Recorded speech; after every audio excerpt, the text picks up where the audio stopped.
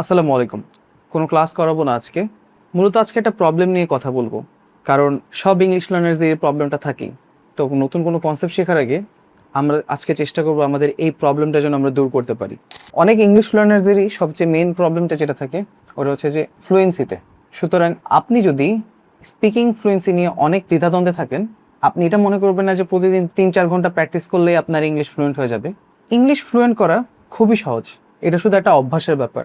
তাই আজকে এমন ৫টা অভ্যাস নিয়ে আপনাদের সাথে কথা বলবো, যে ৫টা অভ্যাস রপ্ত করতে পারলে আপনার ইংলিশের শুধু ভোকাবুলারি না, স্পিকিং, লিসেনিং, প্রোনাউন্সিয়েশন সব কিছুই অনেক ভালো হয়ে যাবে। প্রথম অভ্যাস, আপনি মনে মনে ইংলিশে ভাবা শুরু করুন। হ্যাঁ, জানি এটা একটু শুনতে কঠিন লাগবে, কিন্তু আপনি যখন ইংলিশে ভাবতে শুরু করবেন তখন আপনার ব্রেন বাংলা থেকে ইংলিশে ট্রান্সলেট করা বন্ধ করে দিবে। কিভাবে শুরু করতে পারেন? ছোট ছোট ইংলিশ সেন্টেন্স দিয়ে। যেমন ঘুম থেকে উঠে আপনি ভাবতে পারেন আই জাস্ট ওয়াক আপ। সকালে চা খেতে খেতে বলতে পারেন the T is very hot. বাইরে বেরোলে এটা ভাবতে পারেন যে টুডে ইজ রিয়েলি ক্রাউডি, অথবা the road is really ক্রাউডি today. এভাবে যখন ছোট ছোট সেন্টেন্স ভাবতে থাকবেন ইংলিশে, 10টা সেন্টেন্স, তারপর 20টা সেন্টেন্স এভাবে ভাবতে থাকবেন, আস্তে আস্তে দেখবেন আপনি অটোমেটিকলি মাথার মধ্যে বাংলা, ইংলিশ এই দুটো ট্রান্সলেশন করা ভুলে গেছেন, আর আপনি ইংলিশে ভাবতে পারছেন। দ্বিতীয় অভ্যাস, সেটা হচ্ছে শুধু শব্দ না, শব্দের সাথে কনটেক্সটটা অথবা ওটার সাথে সম্মিলিত একটা সেন্টেন্স শিখুন। যেমন এই শব্দটা টায়ার্ড, আপনি যদি টায়ার্ড শব্দটা এভাবে শিখেন যে I am really tired today after work, মানে আপনি কাজের সাথে মিলিয়ে শব্দটা শিখলেন যে কাজের পর আপনি অনেক টায়ার্ড ছিলেন অথবা দুর্বল ফিল করছেন। তখন আপনার মাথায় একটা সিচুয়েশন ক্যাপচার হয়ে যাবে, একটা ইমেজ ক্যাপচার হয়ে যাবে। তারপর যখন আপনি এই শব্দটা ব্যবহার করতে যাবেন তখন আপনার মুখে অনেক ফাস্ট এই শব্দটা এসে পড়বে এবং ঠিক পারফেক্টলি আপনি শব্দটা সিচুয়েশনের সাথে মিলিয়ে বলতে পারবেন। তৃতীয় অভ্যাস, শ্যাডোয়িং। এটা ফ্লুয়েন্ট স্পিকারদের একটা সিক্রেট ট্রিক।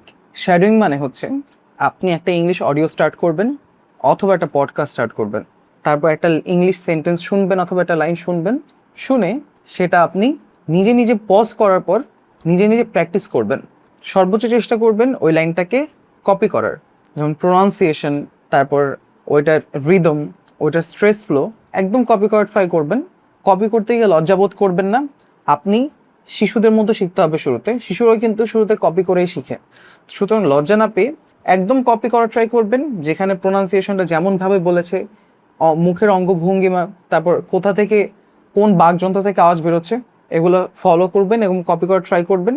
তখন দেখবেন আপনার ইংলিশটা আপনার জন্য আরেকটু বলা সহজ হয়ে গিয়েছে। চতুর্থ অভ্যাস, এটা সবচেয়ে গুরুত্বপূর্ণ অভ্যাস, কারণ এখানে আপনি নিজে ইংলিশ সেন্টেন্স অথবা একটা ইংলিশ স্পিচ রেডি করে বলবেন এবং নিজের অডিও রেকর্ড করবেন। আর অডিও রেকর্ডটা যখন আপনি শুনবেন তখন আপনার কাছে অবশ্যই প্রথমবার নিজেকে অনেক বিশ্রী শোনাবে, কিন্তু তখন শুনে আপনি যদি নিজের প্রোনাউন্সিয়েশন, স্ট্রেস ফ্লো, রিদমে ভুল ধরতে পারেন, তার মানে বুঝে যাবেন যে আপনি 70% অ্যাকসেন্ট অথবা ফ্লুয়েন্সি ধরে ফেলেছেন। আপনি ভুলগুলো ধরতে পারছেন মানে আপনি জানেন রাইটটা কোনটা হবে। শুধুমাত্র আপনার অভ্যাস এবং প্র্যাকটিস করা বাকি আপনার নিজের মধ্যে ব্যাপারটা আসার জন্য। সুতরাং অডিওটা শুনুন এবং নিজের ভুল নিজে ধরার ট্রাই করুন এবং পরে আবার অডিও রেকর্ড করুন এবং পারফেকশনের দিকে আস্তে আস্তে এগিয়ে যান। 5 নম্বর অভ্যাস, এটা কোনো দুর্দান্ত আইডিয়া অথবা কোনো কিছু না। প্রাচীনকাল থেকে আমরা যে অভ্যাসটা সবচেয়ে বেশি শুনে আসছি সেটাই অভ্যাস করা, মানে কি প্র্যাকটিস করা। আপনি হাজারো ইংলিশ গ্রামার অথবা হাজারো মেথড ফলো করেও আপনি যদি প্র্যাকটিস না করেন কোনো কিছুতে আপনি আগাতে পারবেন না। ইংলিশ ফ্লুয়েন্সি পাশাপাশি আপনার লাইফে যে কোনো কাজে আপনার প্র্যাকটিস দরকার আছে, আপনি জানেন। সুতরাং 5 নম্বর এই সিম্পল হ্যাবিটটাই আপনার চেঞ্জের সবচেয়ে বড় চাবিকাঠি। কারণ আপনি অভ্যাস করবেন কিভাবে, সবসময় চেষ্টা করবেন ইংলিশে কথা বলার। আপনি কাউকে সামনে না পেলে নিজে নিজে ইংলিশে কথা বলবেন, প্ল্যানিং করবেন, একা একা ইংলিশে কথা বলতে থাকবেন যে আগামীকাল কী করবেন, আগামীকাল কী দিয়ে লাঞ্চ করবেন, এগুলো সব কথাগুলো ইংলিশে বলতে পারেন। তখন যখন আপনার প্র্যাকটিস ঠিক হয়ে যাবে, আস্তে আস্তে দেখবেন আপনার ফ্লুয়েন্সি, আপনি অবাক হয়ে যাবেন যে এত ভালো কবে হয়ে গেল। মনে রাখবেন, ইংলিশ ফ্লুয়েন্সি কোনো ট্যালেন্ট না, এর একটা হ্যাবিট, অভ্যাসের মাধ্যমে এটা পাওয়া যায়।